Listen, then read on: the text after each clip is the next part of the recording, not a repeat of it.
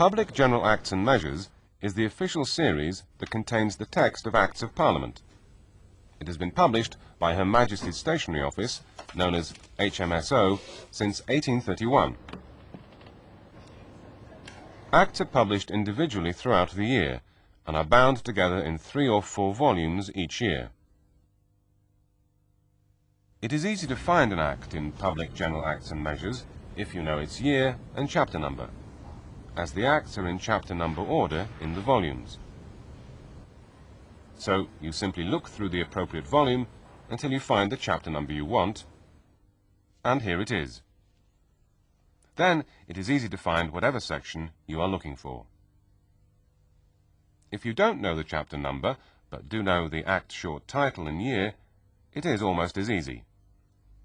Look up the short title in Table 1 for that year,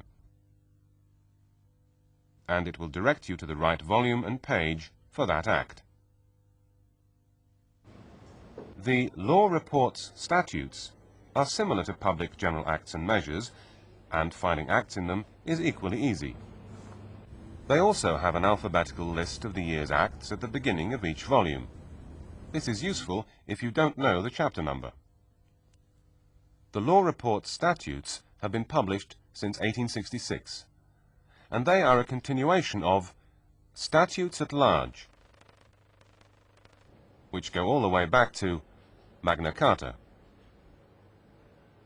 Another place to find Acts of Parliament is Current Law Statutes Annotated.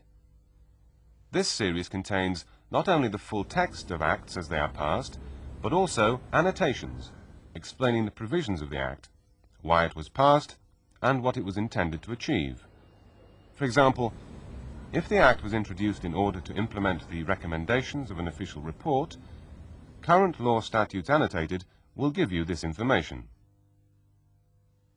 Here it tells you that the Consumer Protection Act 1987 was introduced to implement the European Community's Product Liability Directive. Similarly, the annotations to this Act, the Consumer Protection Act 1987, tell you the names of the Royal Commission and Law Commission reports, whose proposals formed the basis for the legal reforms contained in the Act. There are also annotations attached to particular sections of the Act.